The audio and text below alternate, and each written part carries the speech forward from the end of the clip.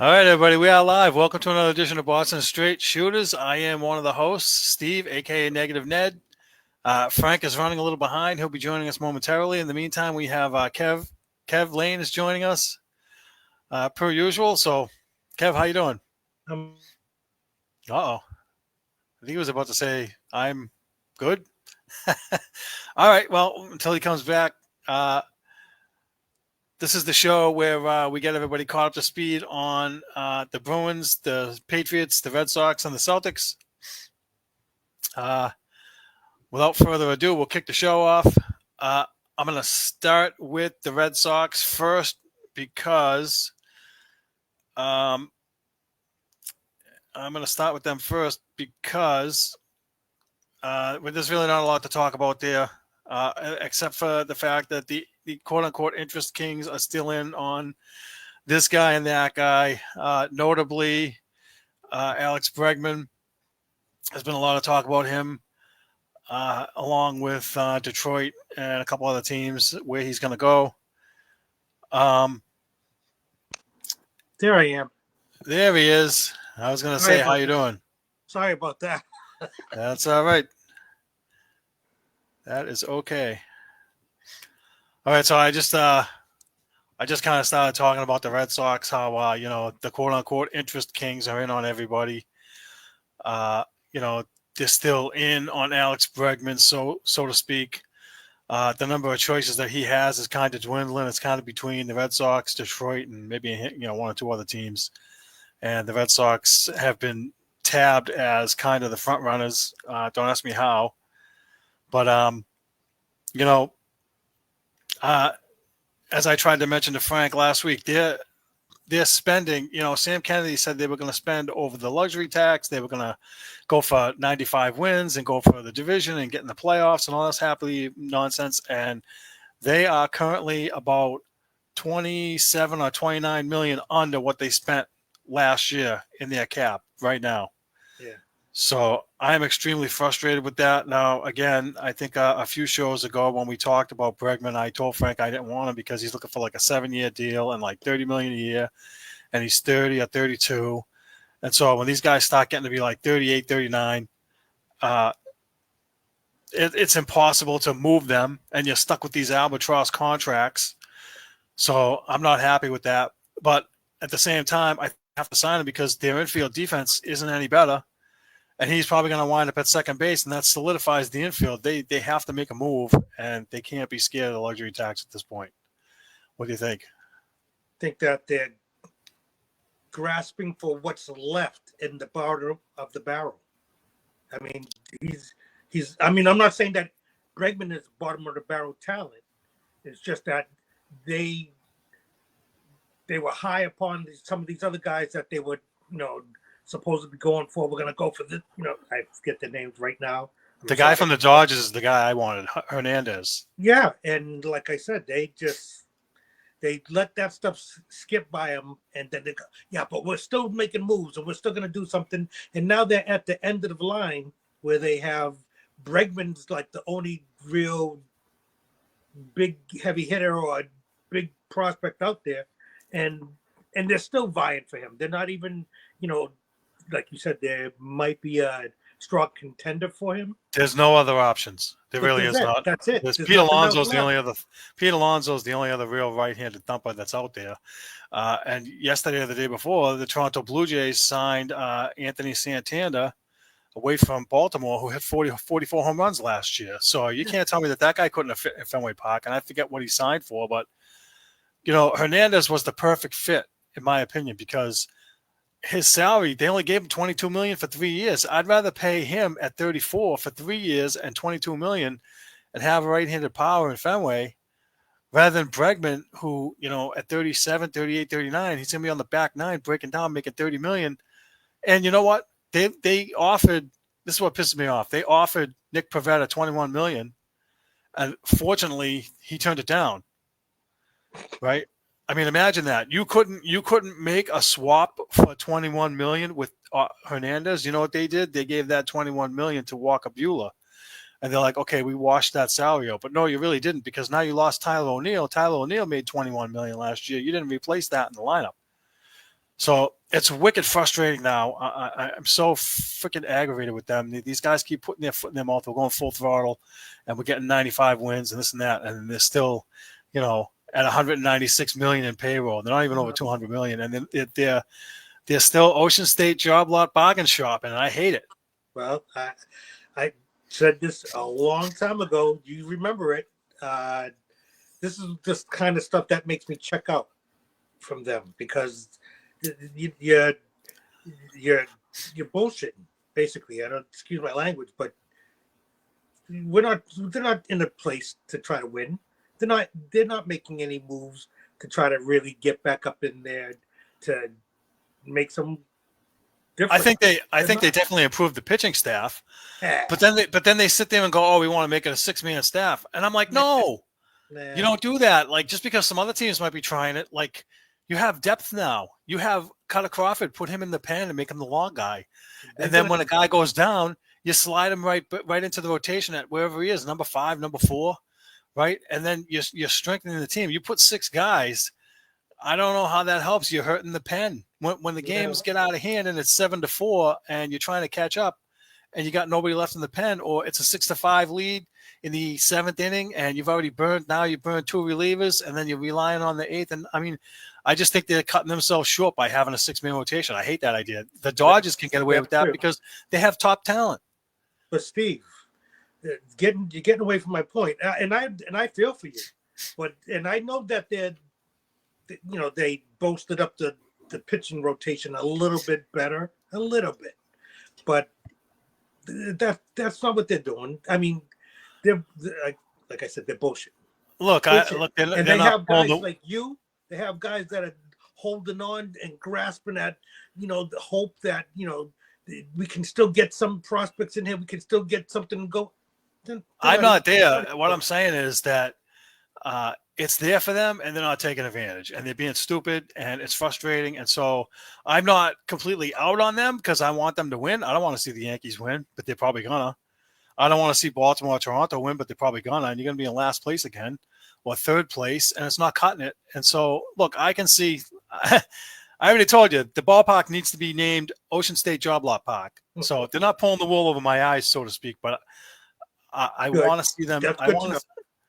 I just feel like okay, they finally signed, a top of the rotation guy. They traded with Chicago for a top of the rotation guy. You got top 2 guys now. But then you screw it up by saying, "Oh, we're going to put a 6-man rotation." Like, no. Like, you idiots, you can't do that. So again, it's just them, dinking around, and I hate that. And so, what's frustrating too? The Dodgers signed that Japanese guy, Roki Sasaki, and they got him for peanuts, $6.5 million for 1 year on a minor league deal because he doesn't have service time in Japan. The Red Sox couldn't pony up $6.5 million to get that guy. Are you kidding me? They're not making. Well, no, he didn't want to come here. He wanted to go to the Dodgers because freaking Ohtani's out there, and they have some other Japanese guys out there. Yeah. So he wants to be with them, and I don't blame him. But what I'm saying is, you're cutting your nose off to spite your face, Red Sox. You're penny wise and pound foolish, or however the hell that saying goes. It's stupid. Yeah, they're not fooling me. No, they're not fooling us. They're not pulling me back in with any of this. The moves that they're making, they're really not. I have checked out. It's unfortunate that I've checked out a game that I used to love so much, but they make it not watchable for me. And I'm a long time Red Sox fan. I can't stomach to watch them like this. So Tim Anderson chimed in and said, everyone's deferring money, and I get that, but the Red Sox are not going to defer too much of that money. I mean, Ohtani's contract, he's getting $70 million, but 68 of it's deferred. He's only getting $2 million a year right now for 10 years or whatever it is. And then they're going to defer the other 10 years. So listen, the Red Sox I shouldn't say they don't have that kind of flexibility, but they can't sign, let's say they sign Bregman and it's $30 million a year. They can't pay him $2 million this year and then defer $28 million and pay him 5 years later or whatever. That's not going to work for them because then they're going to be hamstrung, and they're definitely not going to spend money later on. All right, well, we just spent 10 minutes on that. That's probably way more than Frank wanted to spend. So we're going to move on. We're going to talk about the Patriots. The the Patriots making moves. They finally have an offensive coordinator and they have a defensive coordinator, and they made some other moves we'll touch on in a bit. But I just want to get your thoughts on the two coordinators they hired so far. What do you think?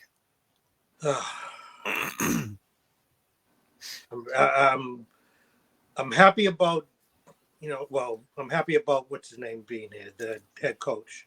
I don't mind him being here. There were some other choices that I had. We had talked about Brian Flores. I thought he would have been a nice fit because he came from the organization. I think it's a shame they didn't even interview him. Shame. But I get it. They want to be the coach that was seemingly making some progress, doing some things over in Tennessee. He was more established. Good.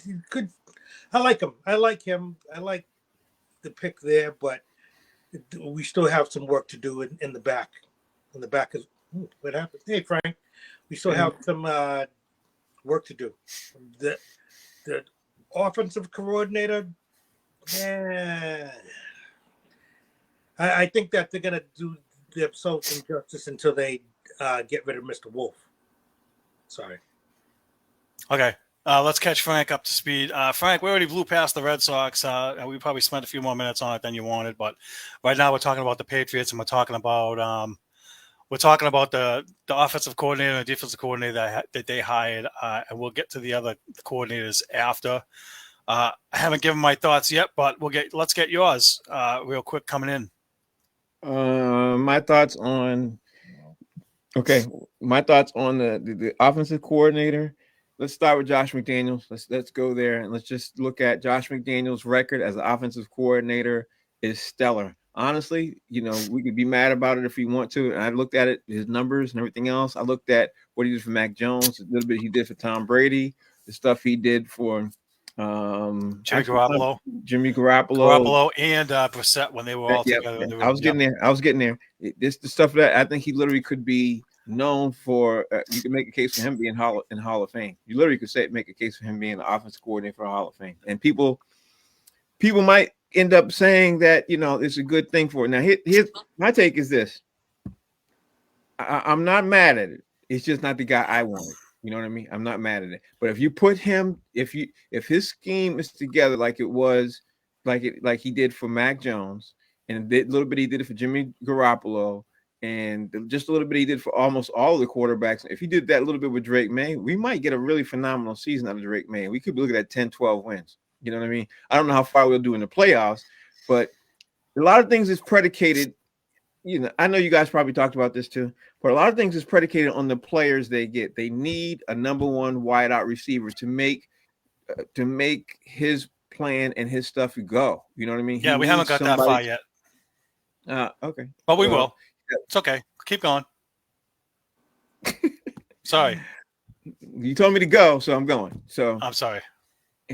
This is what I think he needs. He needs the number one. He needs to figure out where he's going at. He needs somebody. He needs people in his plan. Defensive coordinator. I don't know this man at all. Never heard of him. I have no idea. I can't even give a good response on that and all. But Mike Vrabel likes him. So overall, am I happy or sad? I'm okay. I mean, I'm okay.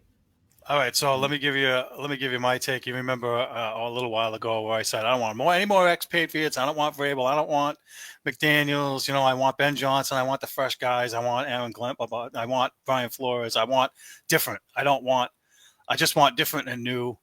But I have definitely come around on Mike Vrabel. He's established. He's won. Not one, but he took a team to the AFC Championship. He's had winning seasons. And as you mentioned, Josh McDaniels, his record as an offensive coordinator is stellar. And, don't forget, he was also the quarterback's coach when he coached Garoppolo, Brissett, and Mac Jones, and Cam Newton. So he was both. So they don't even really need a quarterback's coach. I mean, it's not to say that they won't bring one in, but he had that dual role for a long time. And so he may be able to get a little bit more out of Drake May, to your point.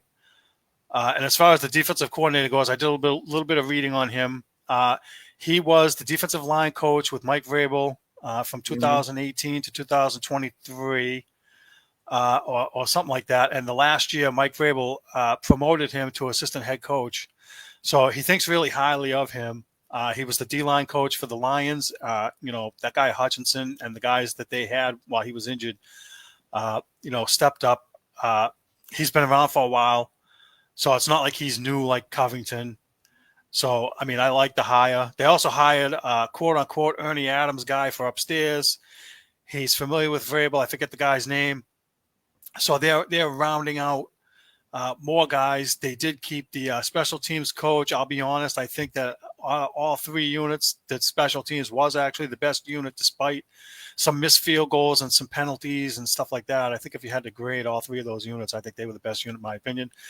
And they also hired the Jets running back coach today, which if you look at the way the two guys they have there, Hall and I forget the other kid's name. He was a young guy.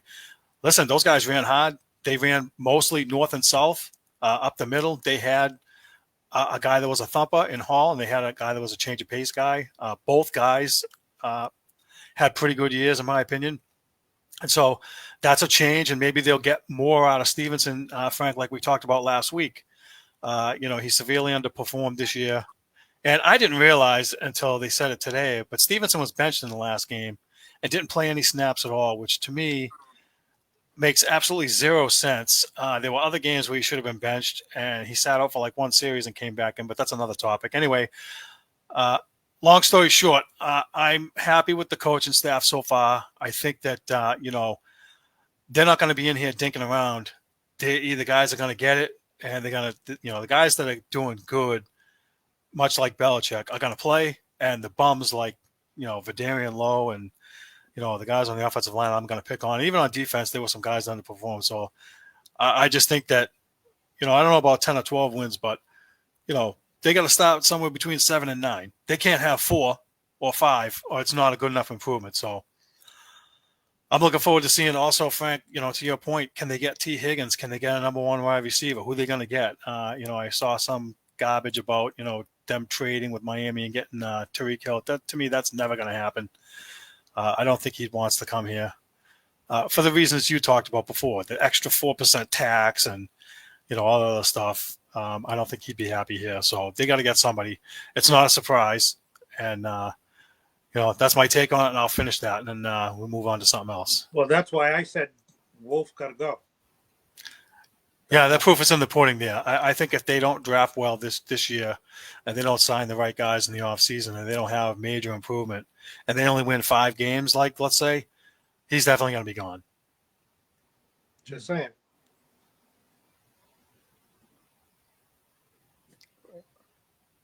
Why is it dead Right? air? No, We're waiting on you. I was waiting. I was letting you finish your point. It was I'm finished with that. Well, again, I was waiting for you to finish. the Italian can't stop yakking. You know what I'm saying? It's in my blood.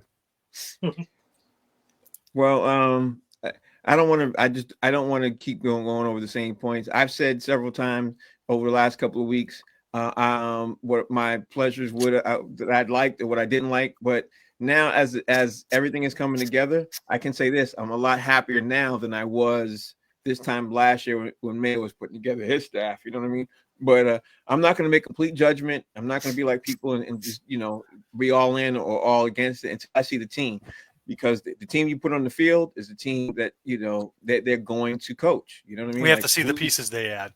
Yeah, have to. I want to see who the wide receiver is they're going to get. I got to see who's going to be the backup QB. I don't want them to bring back Jacoby Brissett because I want Milton to get a chance to shine. But for some reason, even though we saw Milton play in that game, they still think he's further behind than what he looks like he is. I want to see a couple of things added on. So, but with McDaniels here, and he already had Brissett when he was younger and developed him, could he get some more out of Milton that, Mayo's staff couldn't get out of him? I would love to see him as just the backup, and they don't have to sign anybody else. Well, I'm with you. Like I said, this guy, people might be forgetting and not even paying attention to this. Josh McDaniels right now, whether you like him, love him, hate him. This guy literally can go to the Hall of Fame with his record as an offensive coordinator. Now, as a head coach, it's something completely different. But you know what they do, the Hall of Fame submits you for whatever your title is at the time. And his title right now as an offense coordinator is stellar. He's gone to Super Bowls. He's won Super Bowls. He's also done very well with different quarterbacks and got winning records with different QBs. You know, the thing is, let me just wrap this up with this. When Cam Newton quit to hit the side of a barn, he still had the Patriots competitive. You know what I mean? And the Patriots looked horrible, but he still had the legs. Yeah, with his legs, yeah, 12 touchdowns on the ground. What he was able to do was he turned the team around into a running type of team because he wanted to use the strength of who he had. Now, if he takes that same type of process, that thought process with Joe Milton, except Joe Milton can hit the side of a barn. Joe Milton has a bazooka arm, and now you got a running type of guy who's super strong, height, length, everything. I don't know. I told Kev the other day, Steve. I said in 2 years, if Joe Milton becomes the guy, like the guy, and Drake May is really good and everything else, both of them can't stay. So who do you keep? You know what I mean? Who do you keep? Well, you'd have to look at, what's the success look like with May? Are they winning 10 games and they're in the playoffs, or is it still 8-9 wins and they just can't get over the hump?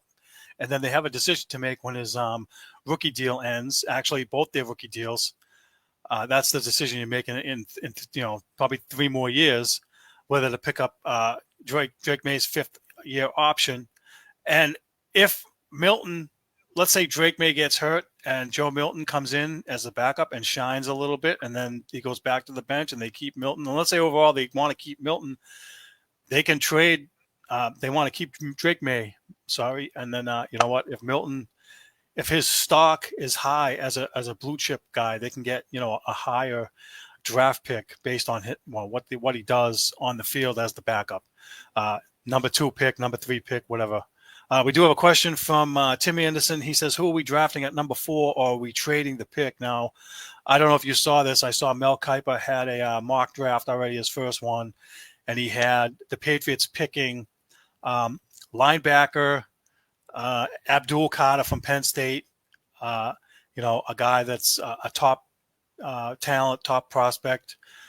Would you guys be happy if he was available there and he was the best player on the board and they took him, since they need help on defense, not just offensive line and wide receiver?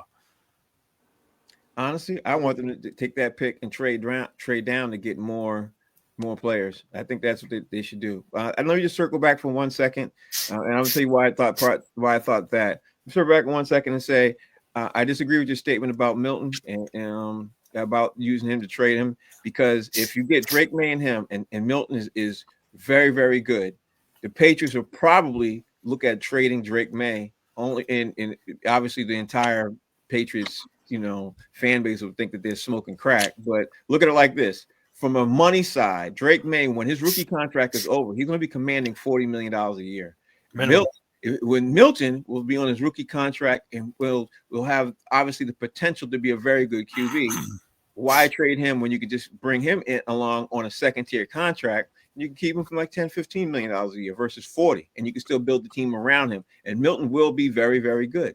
So I don't want Patriots, fandom to be like, we got to keep Drake May. Yes, I want to keep Drake May too. But if Milton is really, really good, if he gets phenomenally good and everything else, he's still not going to get a Drake May contract. But if he gets phenomenally good and he's just as good as Drake May, you all need to brace yourselves. The Patriots really could think about letting him trading him his last year, or letting him hit the free agency. You know what I mean? Which they probably won't do. They'll probably sign him and trade him. But you guys need to prepare yourselves for that, because Milton could be the key that we need to help continue us on. Because as you know, in this league, when your QB goes down, you're only as good as your second QB. And the way they play, the way the Patriots play, and the way a lot of these QBs are playing now, your backup QB has to be really good. If not, you're going to lose your season could be gone.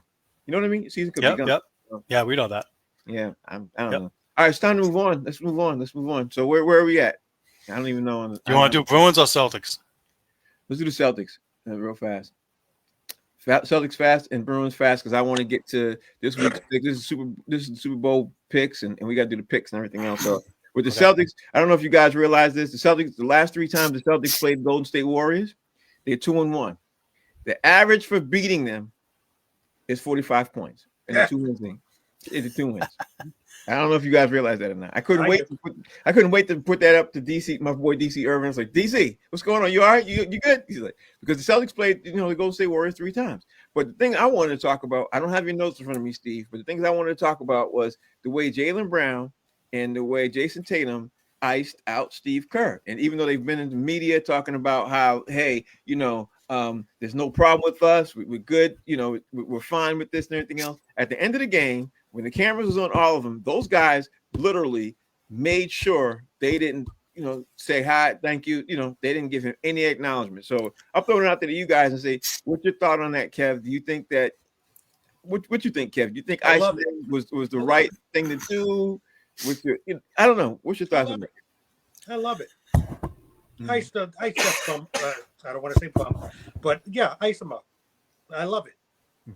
Can you say why? Uh, These short answers. Steve talks a lot, and you don't talk at all. You got to stress. You got to come between the train. Got to come well, between. I'm just getting right straight to the point. Steve Kerr did both of those guys wrong in the Olympics. So Right. the fact that I don't think it's about hard feelings. I think it's just like, yeah, I see you, nice game and everything like that, but they're not high upon him, and I don't blame him. Let it go. Steve, what's your Ice take them on up. this, Steve? I mean, obviously, looking at it from the Olympics point of view, Jason Tatum being benched with his record, being benched for people who weren't as good as, and arguably not even come close to the accolades. That's a problem. That was a problem to me. So. Yeah, we talked about it. It's definitely a problem. I mean, this guy's one of the top players in the game, and you can't find minutes for him. That's a disgrace. I think that Kerr had some kind of agenda or vendetta against these guys. And listen, after spanking them by 40, they let them know what's up. Like, hey, okay, you're gonna disrespect us. We're gonna disrespect you back. You're not playing nice in the sandbox. Listen, I think the whole sportsmanship thing. A lot of the guys, even if they have get tangled up and there's a little bit of fisticuffs going on during the game, at the end of the game, they still all shake hands, and a lot of them are friends and whatnot. But I think I want to see more of assassin type stuff out of these two guys. Like I said before, I think Jaylen Brown did it last year when he won the Eastern Conference MVP and the Finals MVP. He was like Cedric Maxwell, "Boys, jump on my back." Yeah. So listen, I am not upset at all that they didn't go over and shake Steve Kerr's hand, because they basically gave those two guys an FU, and they're like, okay, two can play that game. Yeah, so I'm fine with it.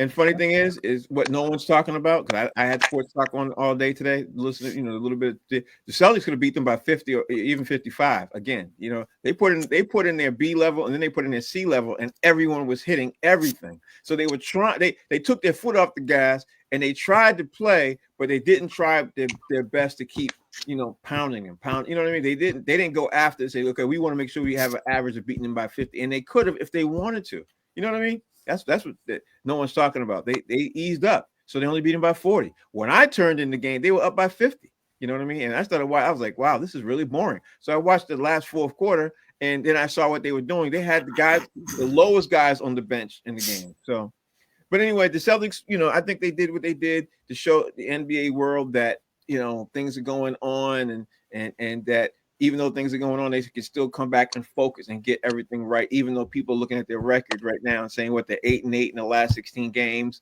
and they're having issues. And I think we all know they could turn it on when they want to. They're still top 3 in the league shooting threes. They're still top 3 in the league, top 4 in the league in defense. They're still doing what they're supposed to do. So I'm not faulting them. What's your take, Steve?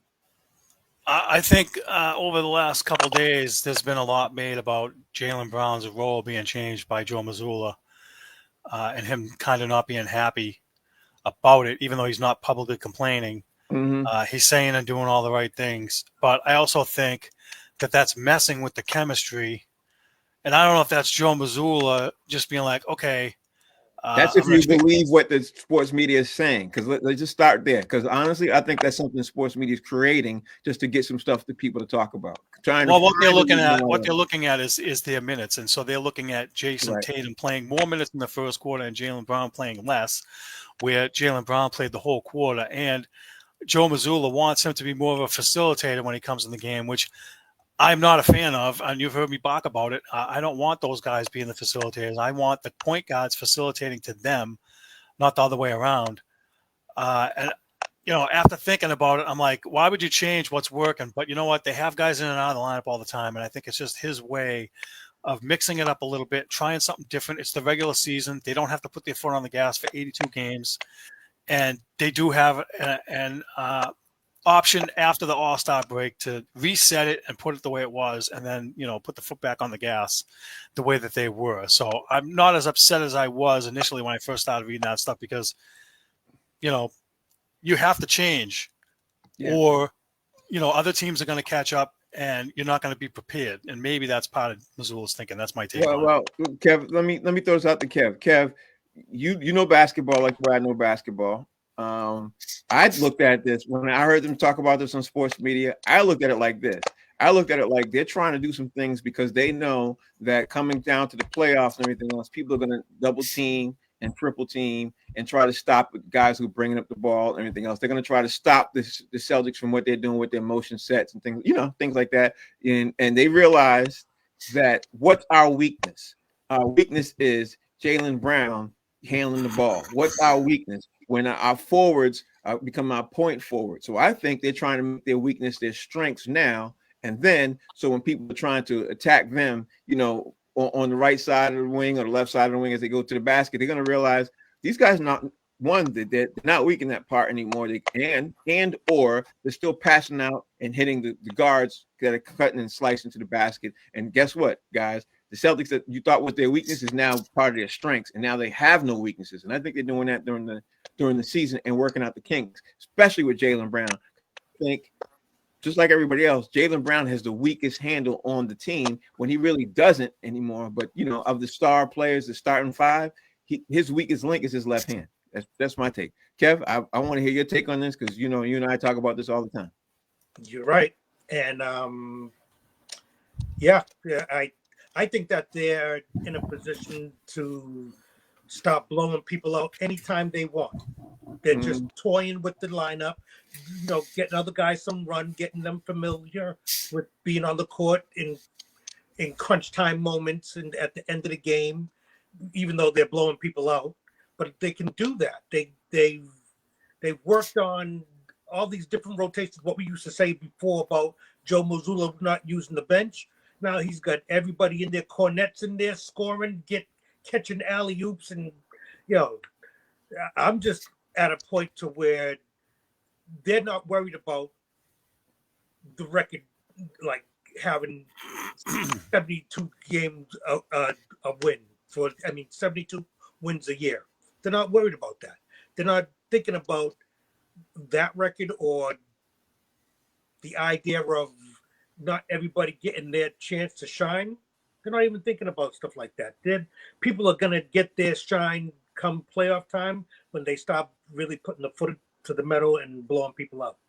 Right now, they're just having fun not having fun, but I look at it like they're having fun toying with the rest of the league because Cleveland is on a tear.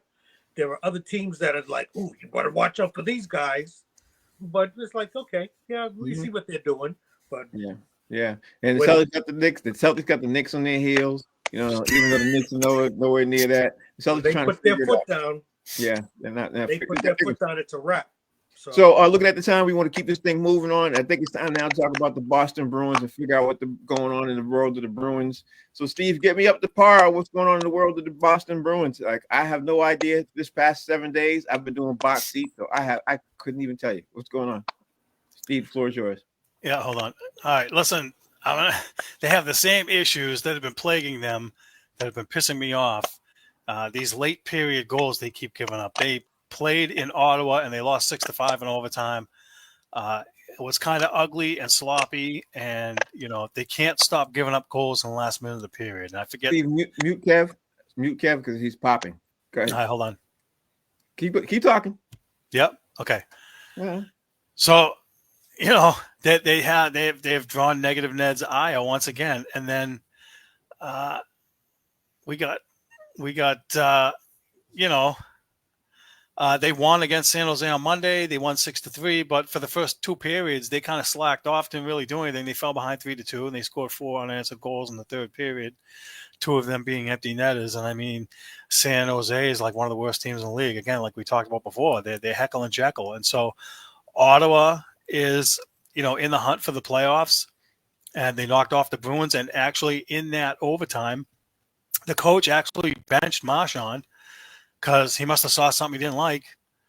And so, Marchand spoke and said, hey, look, I got to do better. He said the right things. And so maybe is there still rifts going on in that locker room somehow? And is he part of it?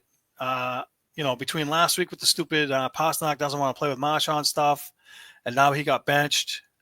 And I think he benched somebody else before too during the last week. So I applaud the coach actually for doing that because, listen, the onus is on the players now. I know that Don Sweeney didn't build the best team, but the players have to be more accountable now. And, I think that Neely coming out the other day and saying, hey, look, we have two paths to take. Either we're going to make the playoffs or we're going to be retooling. And so that to me puts the players on notice. Like, you guys got to play better, especially these are the two guys that are drawing Timmy Anderson's ire. Is the two guys they signed for big bucks.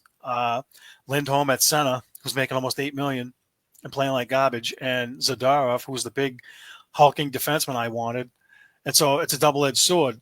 Grzelcyk is too small to play in the playoffs. They had to bench him. They didn't have any size out front, but it feels to me like he's running around trying to do everything and not playing his position. He's getting penalties, and he's just looked really bad right now. He needs to rein it back a little bit, and hopefully he'll be okay. But the players are on notice, in my opinion. I applaud Joe Sacco for calling them out, benching them, and doing whatever he thinks is right, because they've had it too easy. This is, something, I'm going to steal Mike Vrabel's entitlement caption, right? Maybe some of the Bruins that have been there so long feel they're entitled, and the coach is like, nope, I'm benching you. Mm-hmm. So they need to turn it around.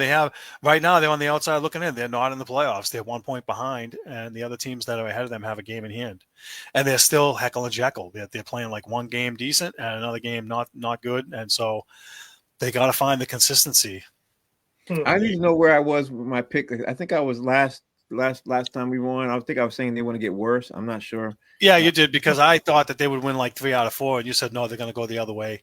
So they only played 2 games, so they split them. Yeah.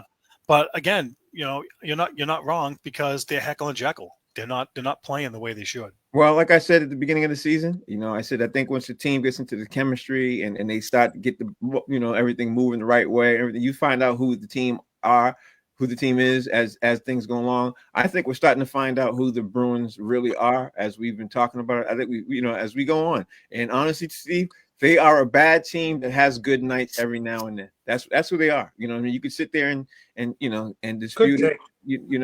Because I think we all know it. Every now and then, a bad team has a good night. You know what I mean? And you go, oh wow, they every now and then. But most of the time, they're a bad team, and that's what the Boston Bruins are. And we were hoping, and I know Steve could say this too, hoping that it was the reverse, and by the All-Star break, they would turn it around and be off to the races. But yeah, it doesn't look like that, Steve. What's your thoughts? Oh, I agree. I think that they have, and listen, I was thinking about this driving home tonight too. They have the 2-path, thing to talk about that Neely said, and do they preemptively make a move before that 4 tournament All-Star break, or do they wait until after that break?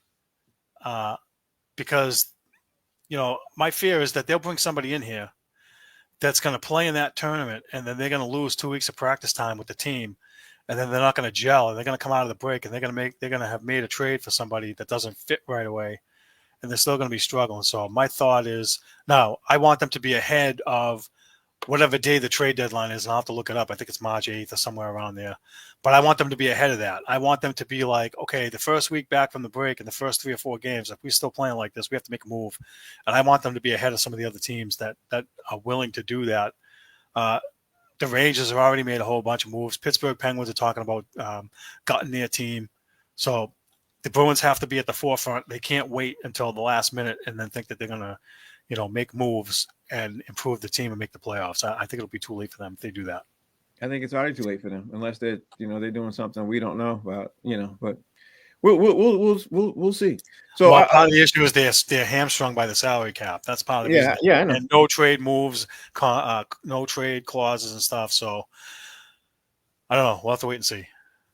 All right, so I want to move on. Steve, because we're moving on, I want you to start giving up the poll questions that we had last week because I want to tie in the poll questions to some of the NFL games too. I want to talk about some of the NFL games that even though the Patriots are not in it, how it affects the Patriots and how, obviously these coaching searches and stuff have helped with the Patriots. So, Steve, floor is yours for the polls. Okay, hang tight 1 second. Okay, the first question we had was, do you think the Celtics can win the championship? It was yes, 100, no, 0.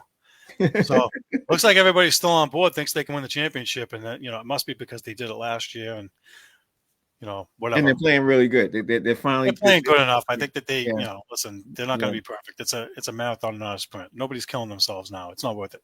Yeah. Are you happy that Josh McDaniels is coming back as the Patriots offensive coordinator? We had 100% yes and 0% no. Jesus. Wow. We had nobody that didn't want him. I'm a little surprised by that. Yeah, I am too. Okay, keep going. Next one is who would you like to see the Patriots hire as defensive coordinator? We had Robert Saleh, however you say his name, 75%. Saleh, yeah, sorry. 75%. Steve Wilkes, 0. Matt Eberflus, 0. Wink Martindale, 25%. And Rex Ryan playing footsie, 0. Figures you would throw something up there like that, Rex Ryan. Listen, Okay, you gotta have a reference there. And so, if you want to give me the Wes Welker treatment and mute me as punishment, then I guess I'll have to get muted. I can't mute you because I'm not controlling. I'm not controlling. Okay, so I like that question. Let me just throw this out there and say this. For the defensive coordinator, we weren't even close to who they were going to pick, which tells us that Mike Vrabel had his own thought process in anyway, which we should have thought of is this, Steve and Kev. We should have thought of this. He's going to bring in a lot of coaches with experience because he already saw what happened last time, and he already knows he has some people lined up from his Tennessee days that he wanted. We should have thought of that, and look what he did. Look what he did. So yeah, I don't know how Josh McDaniels, because I didn't think he and Josh McDaniels had such a great rapport like that. So I don't know how that. They overlapped when Vrabel was a player. I think Josh was like he was a coach on the staff, but he wasn't the offensive coordinator. He was like they do overlap defense or whatever. He was doing something else. They did overlap. But like you said, his track record as an OC is stellar, so maybe that's part of the equation. It saw what he did with Mac Jones and said, okay, I got something. Right. So you got any more poll questions, or that was it? That's it. Okay, so now let's move on to the picks. And I'm going to go for out there and tell you right now, I think the only pick I got right was the Kansas City. I think I was one right and 3 wrong. Right, one right and 3 wrong. I had 1 right and 3 wrong. I had Kansas City. That's it. Yeah. Both bad. Well, you had the upset with Detroit. I mean, that was Kev wasn't on last week. So but I did say this. I did say there's going to be a big upset this week, the weekend. I did say that. I just had the wrong team. You know what I mean? Yep. I had the wrong team. I think the biggest upset of the weekend, depending on how you look at it, was obviously the Lions losing. Because I remember watching that second half of the game with my mouth open, like, wow, they not only are they losing, they're getting killed. You know what I mean? Really? It was still competitive. It was still competitive to a degree. But yeah, I don't know if you know this or not, but over the weekend, the Commanders put up the most points out of anybody. They put up 45 points, and they put it on the best defense in the league, which is the Lions, which is the reason why I keep saying on Box Seats, shameless plug, I keep doing it on that show, that everybody keeps overlooking the Washington Commanders when they put up the most points on the best defense in the league. They were the best defense, but they also lost 2 guys during that game on defense, and it hurt them big time. So it didn't hurt. And you know what? The quarterback didn't do them any favors either. Goff, too many turnovers. That didn't help either.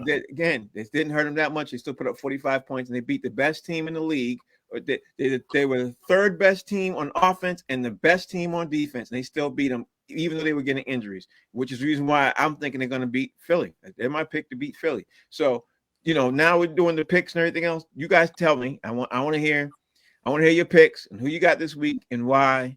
And Let Kev go first. Yeah, Well, Kevin, go first. First off, I'm surprised that you didn't say Baltimore was the biggest upset.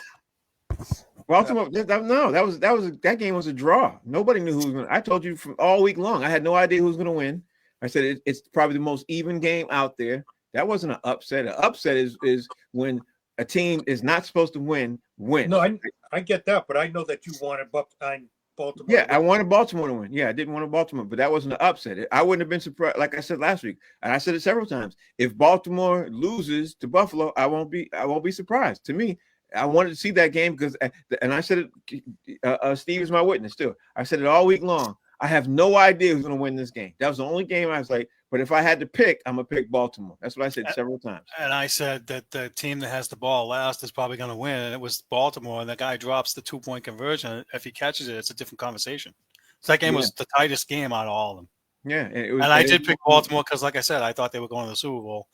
Nothing against the Bills. But now I want the Bills to knock off the Chiefs. But that's another thing. Let's get Kev. I'll put Kev back and get your picks there. Yeah, give us your picks.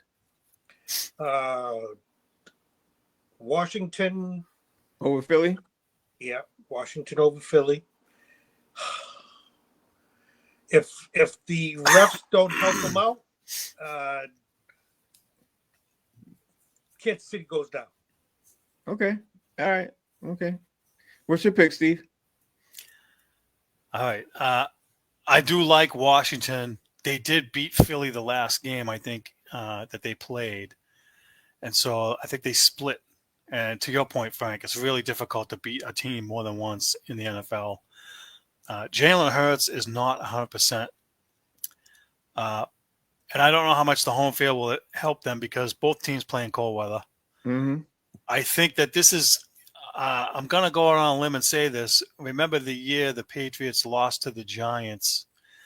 The Commanders kind of remind me of them. They're peaking at the right time. They're going on a run. That's a great analogy. That's a really great analogy. No, remember the Giants were like outside the playoff bubble looking in. They won their last like 6 or 7 games. And, that's why I said it's a great analogy. Yeah, I'm with you. Even though they lost the last game to the Patriots in that 38-35 shootout or whatever, I think that they had the confidence to know that they could stick with them. And I think they have the same kind of thing, whether you want to call it a vibe or chemistry. The coach has done a real good job with the locker room. Jaden Daniels is, I call him Patrick Mahomes 2.0 because when the ball is in his hands, exciting things are going to happen. He's in the same conversation with, in my opinion, Mahomes and Lamar Jackson. Like those 3 guys can all, make magic. He's there. He doesn't have the experience yet. And again, I'll make another analogy. This is kind of when Mahomes played the Patriots and Tom Brady's like near the end and they didn't beat the Patriots. And so it was like, people were writing off the Patriots. Tom Brady's too old, blah, blah. And, in order to beat the man, you got to beat the man. And Mahomes didn't do it that time, but now the table is flipped. I like the Commanders. If Hurts doesn't, if he's off passing the ball, and they have to rely on Saquon Barkley, I think that Washington's defense can stop him. I mean, he's not going to run for 200 yards again, I don't think. So I'm going to pick Washington in the upset. And again, close game. It'll be within 3, 4, maybe a touchdown tops. So I don't think they're going to double-digit them the way they did the Lions. But I do like the way that they're playing, and they have momentum, and that's huge. You said a lot there. I was gonna As always. Sorry, Frank. I was going to interject in a couple of times, but you said a lot. So let me back up and say this. Jaden Daniels is, statistically speaking, is the best QB in the playoffs right now. And I was trying to say that. I said that several times on the show earlier. People laughed at me and everything else, but I had looked up the stats. He's the best QB in the playoffs right now. Whether you agree or disagree, whether you whatever you want to look at it, statistically speaking, he's there. That's number one. Number two, and I'm taking the Washington Commanders for several reasons. One, I think when you play a team 3 times, and I've said this several times, they split on the first two games. Philly barely beat Washington the first time they played them, but Washington handily beat them the second time, and I think Washington has their number to be able to go in there and win there, especially since Philly's not throwing the ball. Jalen Hurts has a concussion. He's not, and not only is he not throwing the ball, the concussion is bothering him. They're relying solely on Saquon Barkley. I think it's going to be a huge problem for them. So I'm literally taking the Commanders on that game. And for the Buffalo Bills Chiefs game, I think since now people are talking about so much referee interference on that game, I think that game is going to be called as fair as possible because I've seen it. It's on ESPN all day today. Yesterday, the Chiefs being favored. Now Patrick Mahomes came out with a statement talking about he doesn't think we're favored. The Chief calls and all. You know what I mean? I saw it today on Yahoo Sports.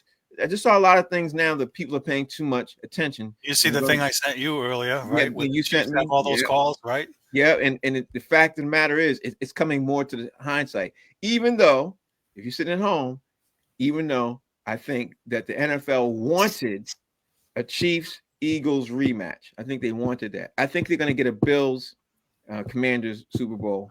But if I had to put money on it, I'd say it'd be obviously Chiefs Eagles because of NFL interference. But I think my official picks are Bills Commanders. That's my official pick for the Super Bowl.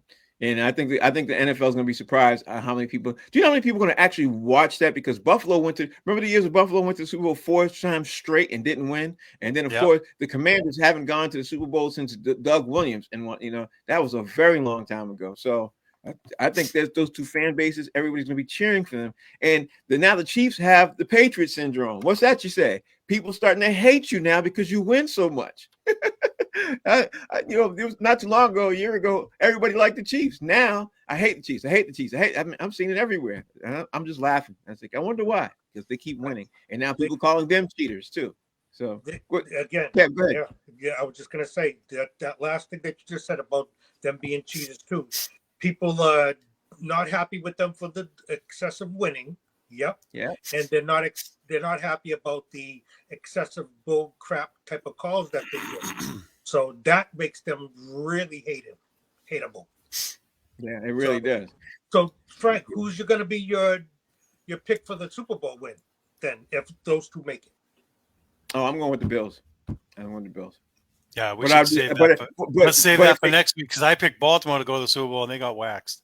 Right, but I will say this: I'll be rooting for the Commanders because I would love to see Jaden Daniels win because of his story. Like his story, if you know anything about his story, it's an amazing story. You know what I mean? Like he transferred out from his school to LSU. He wasn't supposed to do anything. He wins the Heisman. Then he was trying to be the number one pick. And obviously the Bears say, you know what, because the Bears supposedly was neck and neck with trying to pick him for the number one pick. And then he gets slighted. And then the Bears pick Caleb Williams. And then he comes in and has the best rookie season in NFL history after the same calendar year that he wins the Heisman. Man, if he could win in 12 months' time, if he could win the Heisman and if he could win the Super Bowl and the rookie MVP of the year, if that's not the best NFL resume, I don't know what is. You know what I mean? Like I don't know what it is. Think about that. Coming from LSU, you win the Heisman. You come in, you win Rookie of the Year. You set stature and everything else, and then you come in and you win the Super Bowl. Who had a better 12-month? That's why I'll be rooting for Jaden Daniels. I don't think it's going to happen, but I would love to see it happen. I think it's Josh Allen's turn. Let's get Kev's picks, and then I'll do mine after. I was also throwing there, Frank, that I like what Daniels is doing with the VR. Yeah. Thing. That is amazing. Yeah. That's amazing. So make your picks, Kev. Oh, you made your picks already. No, he didn't. Yeah, you did. Go ahead. I said Commanders. Yeah, he said, yeah, he did. And who? And if Bill? the refs don't interfere. Yeah, Buffalo. he did. Yeah. Buffalo. All right, here we go.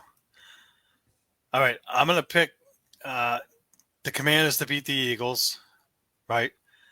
And I'm going to pick Kansas City to beat Buffalo, even though I want Buffalo because I already told you that NFL doesn't want Taylor Swift going home sad. Didn't you already make your picks? I thought you already did your picks. No, I waited for you guys.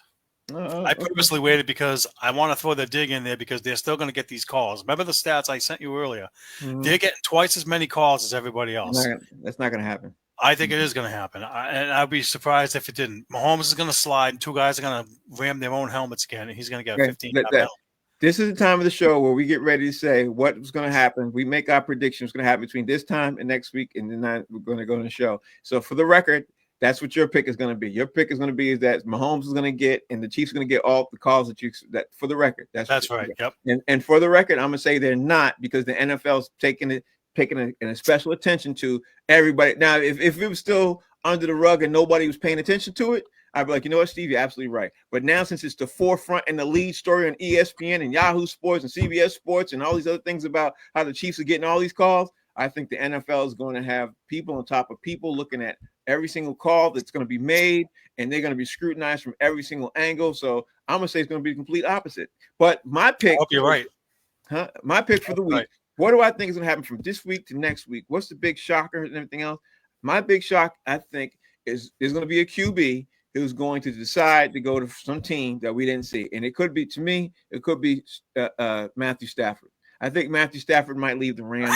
and I'm saying that for the record because I don't think he's happy with the Rams and the direction the Rams is going. And I think Aaron Rodgers might not be with the Jets. I think Aaron Rodgers might go to the Vikings. But, I don't know if it's going to happen in the next 7 days, but those are my big major picks for the next 7 days, before the start of the NFL season. But anyway, go ahead. Anybody else got something major to say before we wrap this up? I believe that Aaron Rodgers is going to retire. That's a good one. Yeah, I can see him. Yeah, I see him saying, bump this. I don't want to play. You guys are not treating me right. I was here with the Jets and doing whatever I was supposed to do to try to win, and you guys messed it up. Yeah, and I'm not coming off the bench for nobody. I see him out.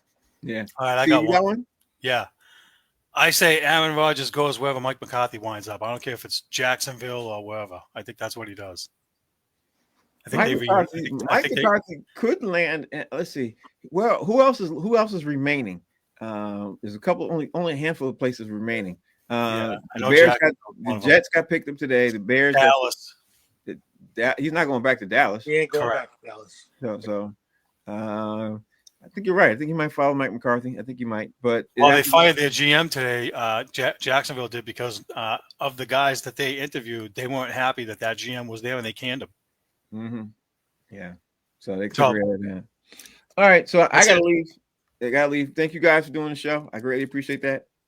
I gotta jump. Thank you guys. I appreciate you guys. Thanks, Thank you guys for watching Boston Straight Shooters. We are on every Wednesday from 8 to 9. I'm one of the co-hosts with Steve, also known as Negative Ned, and in some spaces, he's known as White Chocolate, and he's overbearing. We'll talk about that later, especially when he be trying to put people on blast. When I ask him one specific question, he decides that he wants to expand. When I see him, White Chocolate is going to be dark chocolate. He's going to have dark chocolate. He's going to look like a muskrat. That's right. I told Kev after that I was going to be in the unemployment line.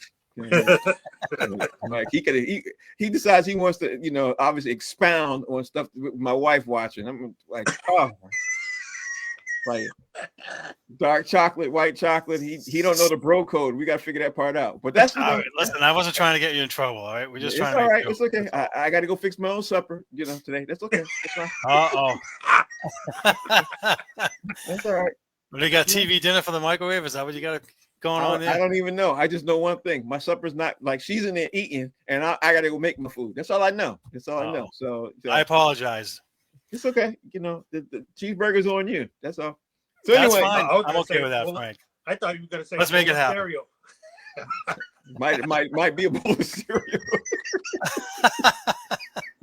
I hate cooking. Might be a bowl of cereal. Oh, you got Cheerios, Frank? No, Applejack. Applejack to Fruit Loop. I love both of those. Good. Yeah. Well, I don't like them for supper. You know what I mean? Water and milk. I want something heavy. You know what I mean? Supper. Grown boy. Supper. Oh, sounds like there's gonna be 2 bowls. That is correct. Yeah, thanks to him. Did you guys? I'm expounding again. I'm not even gonna go there. I'm your brother. I'm just saying. And I gotta go there. I gotta go, guys. But you guys, thank you guys for doing the show. Thank you guys for watching. Make sure you watch Boston Straight Shooters on every Wednesday from 8 to 9. Once a week, we talk about everything related to Boston Celtics, Boston Bruins, Boston Red Sox, New England Patriots. And next week's show, we are definitely going to dive in more on the defensive coordinator, offensive coordinator, the picks, the lineman picks, everything what it looks like that the Patriots are going to line up to do, especially with what's happening now in the NFL. Thank you guys for watching. Steve, take us home. Thank you, everybody. Thanks for tuning in. Thanks for the support. Thanks for the comments, voting in the polls. Don't forget to check us out on YouTube. Like, share, and subscribe. And we'll see you guys all next week. Over and out. Peace. See ya. See you, Kev.